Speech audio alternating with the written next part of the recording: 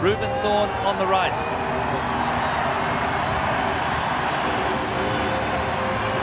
These two sides first met at Cardiff Arms Park in 1905. The Welsh were successful that day in controversial circumstances, but Reuben Thorne, well, barely 50 men have captained the All Blacks at Test level. And he enjoys the same profile, Reuben Thorne, as the Prime Minister of New Zealand. The All Blacks are the most famous rugby team in the world, and they are the new favourites for Rugby World Cup. They have ousted England from the top spot with the bookmakers, Big Brad Thorne, formerly with the Brisbane Broncos, and they are ready to cut loose tonight against a Welsh side which has had quite a lot of changes from the team that downed Italy. With me in commentary, Chris Handy, and down on the touchline we have Simon Poitevin and also Tim Horan as we look at the New Zealand side. And coming back at number 5 is Ali Williams after a stress fracture in his foot. And in the back line, Aaron Major, also back from injury, making his debut in the tournament. Leon McDonald being trialled at outside centre, with Tana Umame expected back next week. And the Welsh team, well, there are 10 changes. This is an opportunity for a lot of youngsters to stand up in the face of very stern opposition tonight. Popham at number 8. Young Jonathan Thomas will be part of a back row that appears to be lacking a bit of pace, but certainly still plenty of experience in that Welsh line. Ladies and gentlemen, the members of the World Choir will now perform the national anthems of New Zealand and Wales.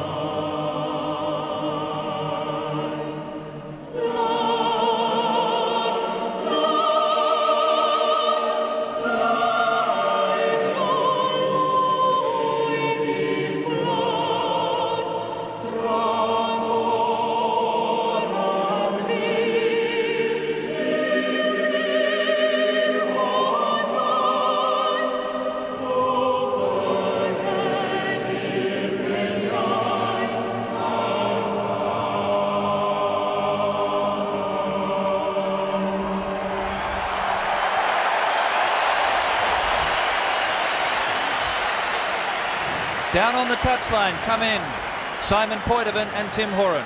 It's absolutely awesome down here, Gordon. Full house here at Telstra Stadium as we look at the reserves for both sides.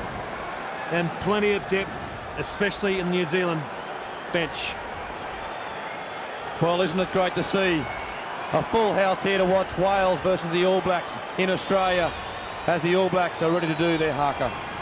And leading the way will be King Carlos.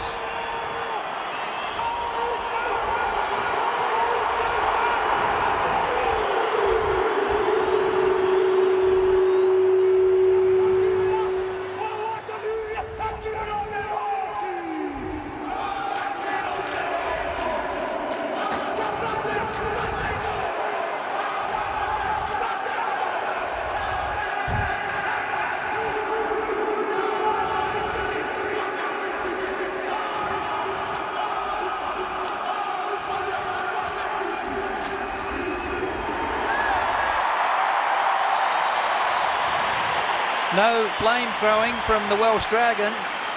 They were very impassive. They'll do their talking on the field.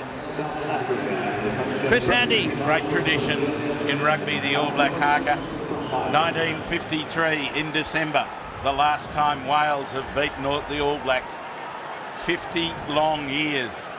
And the hopes of Wales tonight are on this team. Young, unfavoured, but brave. Civil engineer by profession.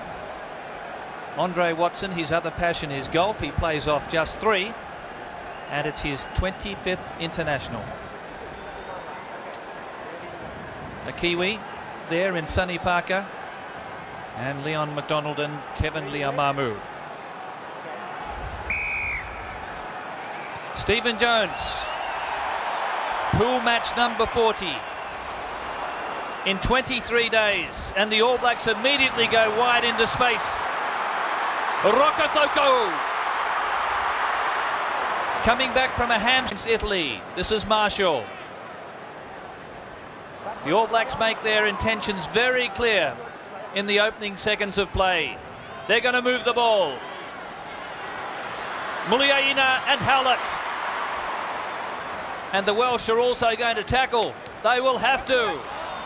Knocked back. Ali Williams. Lost ahead by McBride. And Garen Evans thought he was away, but the referee had spotted the knock forward by the Welsh hooker. Well, New Zealand clearly on a mission, spreading the ball wide. They've done it so well this year. And just this knock ball down there by Rob McBride. The Welsh still throw away, but New Zealand very impressive out wide. Great clash. First scrum of the game. Spencer and Aaron Major sliding through the first tackle there of Cooper. Brad Thorne takes 2 to bring him down. Numbers here on the left. Howlett's there, and so is Rokotoko. His 3rd try of the tournament. Welcome back, the Rocket Man. He's drifted in the betting for the tournament's leading try scorer, but somebody's forgotten to tell Joe Rokotoko. The width is extravagant, the result clinical. Well, the reason why the try was scored, number 11, Tom Shanklin, had to make a decision. Should he come in or should he stay out on Rokotoko? Chose to come in, and Rokotoko scores his 14th test try for the All Blacks. And the service from Justin Marshall to Carlos Spencer. He's got so much room to get those outside backs running, and the combinations he runs with the Auckland Blues are in this All Black side, and he just loves it. Well, there was also that lethal thrust by Brad Thorne, where he took 2 or 3 Welsh defenders with him in the centre of the field, and the quick recycling meant the result was inevitable. So Leon McDonald.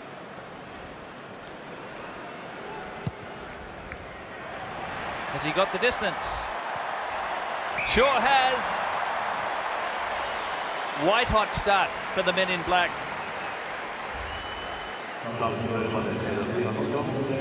Brilliant work They showed early that they were going to go wide. They're not going to leave this man get cold out wide.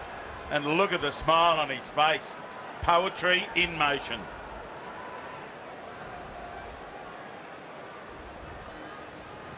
So Stephen Jones with the restart. The Welsh have only had their hands on the ball from the 2 kickoffs. Spencer. Major. Jerry Collins cleaning out. Spencer takes him on again and creates space. McDonald.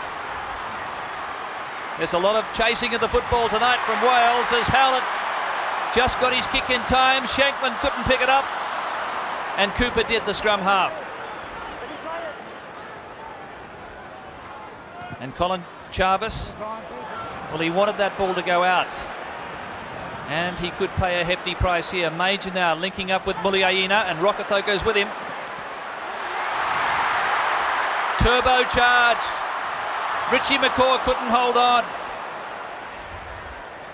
Referee playing advantage for the ball being lost forward. And Stephen Jones. He got a hefty kick in. New Zealand counter-attack again, now through Howlett.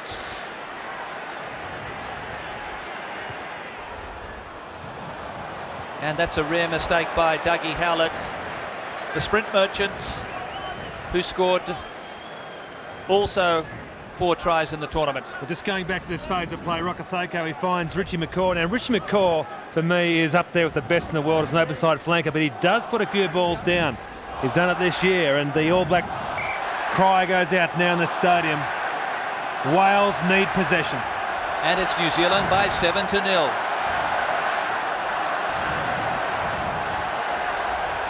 Well, already the pace telling on the Welsh. Extravagant width by the All Blacks, and they're really sucking them in, the Welsh.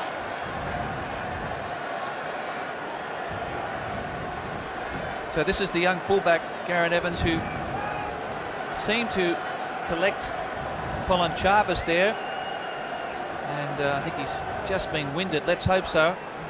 But the young man made his debut against South Africa back in 1998. This is only his 4th Test match. And he doesn't want to miss out on this one. Gareth Thomas warming up here. It appears in the first 5 minutes that only the mistakes that the All Blacks make through their over-enthusiasm will bring them undone. Now, they've got to control that, but Wales has got to be able to pick up. Already they've missed 9 tackles, a number of them by their captain, Jarvis, and that'll cost them dearly. So there looks as though there may have been the neck problem here, and he fell awkwardly. I think he's just he's got a bang in the head, the hip, and he was out on the way down, but he's all right now.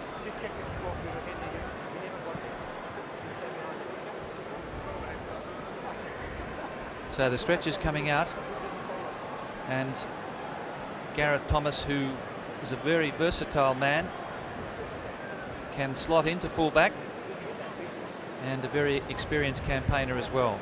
So that is a very sad opening to the game for the Llanelli man, Gareth Evans.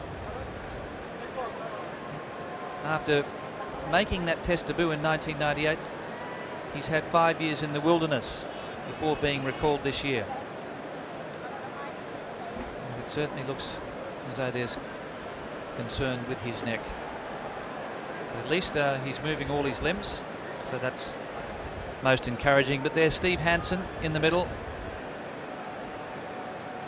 Not the start the Welsh were hoping for. They've already qualified for the quarter-final next week against England at Suncorp. Well, the Welsh have got a very experienced player to come on in Gareth Thomas. Played 70 caps, and here we see just there on the hip of Rokotoko, and he'll be dazed now and be stretched off. But Gareth Thomas, 32 Test tries, so when he comes onto the field, they'll be looking to him very early on. And he's a big man, Timmy. 193 centimetres, over 100 kilos. Well, if anything, it's going to strengthen the Welsh backline. This guy is a very experienced player, and he's very quick too.